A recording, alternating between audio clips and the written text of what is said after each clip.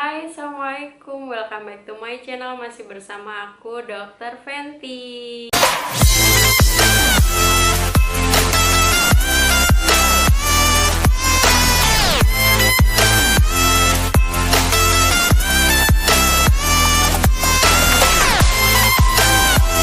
Nah, kali ini aku mau review soal gendongan bayi. Karena pas banget ya, pas aku baru lahiran juga. Dan sekarang usia anakku 2 bulan. Dan betapa kita tahu bahwa cara menggendong itu sangat dibutuhkan gitu loh. Skill menggendong bayi itu sangat dibutuhkan untuk ibu-ibu. Anak kedua ini aku kayaknya nggak terlalu pakai stroller, tapi aku kayak explore gendongan nih, apa aja nih. Gendongan kan macam-macam tuh. Nah, itu aku investasinya justru lebih ke gendongan daripada ke stroller. Dan kebanyakan yang aku reviewin ini adalah gendongan dari lokal produk, karena lokal produk ini udah banyak banget dan bagus-bagus banget kualitasnya, dan juga harganya lebih murah. Seperti biasanya, video ini tidak disponsori oleh pihak manapun. Jadi semua yang aku mention di sini tuh aku pakai sendiri dan aku beli sendiri. Banyak yang belum familiar tentang gendongan, posisi gendong M-shape ini, aku mau bahas sedikit. Jadi M-shape itu kan posisi bayi kayak ngangkang gitu kan. Nah, sebenarnya itu adalah posisi alami bayi waktu masih di dalam kandungan, karena waktu di dalam kandungan kakinya kan nekuk gitu kan. Jadi itu pun sudah M-shape gitu loh. Jadi sebenarnya itu aman, karena dengan posisi M-shape itu tulang panggulnya posisinya terjaga, kemudian tulang belakangnya juga posisinya terjaga. Jadi menurut saya tidak ada masalah dengan cara menggendong M-shape, dan nyaman-nyaman aja buat si bayinya gitu. Nah, kalau masih pro dan kontra ya wajar lah, makanya ayo kita belajar lagi biar ilmunya makin banyak, jadi kita makin tahu. Yang sering komen pro dan kontra itu biasanya itu tentang komen yang nanti jalannya jadi ngengkang, nanti jadi gimana. Itu nggak betul ya ibu-ibu, itu tidak betul. Jadi cara menggendong M-shape itu tidak membuat kaki anak itu nanti jalannya ngengkang, enggak. Dan itu aman dari usia newborn sampai besar pun bisa. Nah, langsung aja. Yang pertama itu aku ini ya, ada gendongan jarik ya, seperti biasa jarik. Tapi kalau yang ini aku kasih aksesoris ring sling ini, jadi nanti bisa, kalau mau digendong biasa bisa, kalau misalnya mau dipakai ring sling yang nggak mau ribet juga bisa gitu loh. Jadi kalau kain jarik ini kan kayak Indonesia banget gitu loh, pasti semua ibu-ibu punya lah, dan cara belinya juga di mana-mana tuh jual.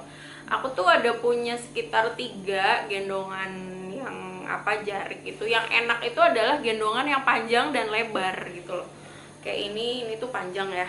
Nih, ini tuh panjang dan lebar juga. Panjangnya sekitar 2 meter dan lebarnya aku belum ngitung sih ini lebarnya berapa, yang pasti lebar.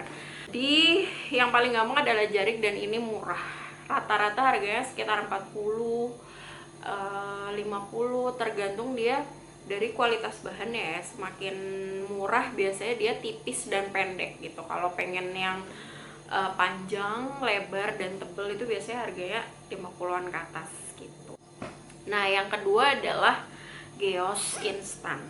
Jadi ini yang sering aku pakai buat bepergian ya.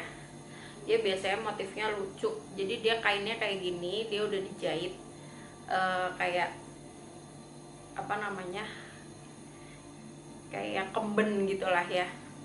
Ini jadi cara makainya nanti tinggal dimasukin aja kayak gini, terus nanti bayinya dimasukin. Nah, ini bahannya dari kaos. Ini sekitar mungkin harganya juga sekitar 50-70 ribuan, tergantung merek dan bahan ya.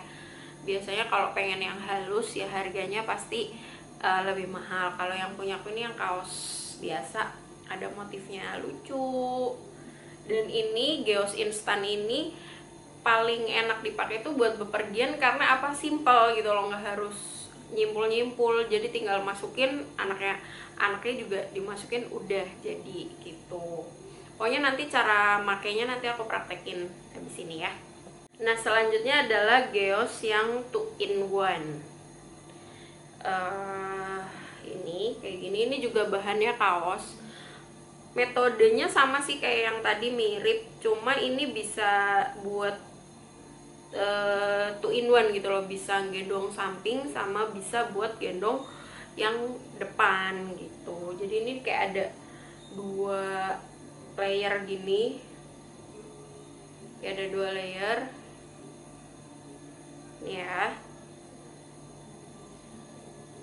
Nah kayak ada 2 layer gini. Nah nanti dikalungin, terus nanti kalau adiknya udah dimasukin nanti disangga pakai ini beltnya gitu, jadi nanti diikat di belakang kayak gitu. Nah ini juga harganya kalau nggak salah ini 50 ribuan, terus ini kayak 30 ribuan. Biasanya ada yang bundling gitu lebih murah gitu. Ini geos, ini bahannya juga kaos, dan ini ada size-nya ya, ada size M, L, XL, tergantung dari berat badan si penggendongnya gitu loh. Kalau makin gemuk yang gendong, size-nya juga makin gede gitu.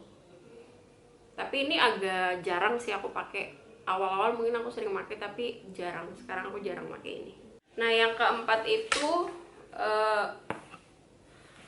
gendongan SSC kayak gini gendongannya, jadi yang udah terstruktur gitu ya, udah jahitannya udah ergonomis gitulah istilahnya. Jadi tinggal dicetrek-cetrekin aja, terus kayak digendong rangsel kayak gini, terus adiknya taruh di tengah gitu. Ini lebih enak kalau untuk bepergian yang butuh jarak jauh, jalan jauh, biar nggak pegel ya. Dan ini tuh sangat nyaman. Harganya sih masih tergolong terjangkau ya, ini sekitar 300 ribuan.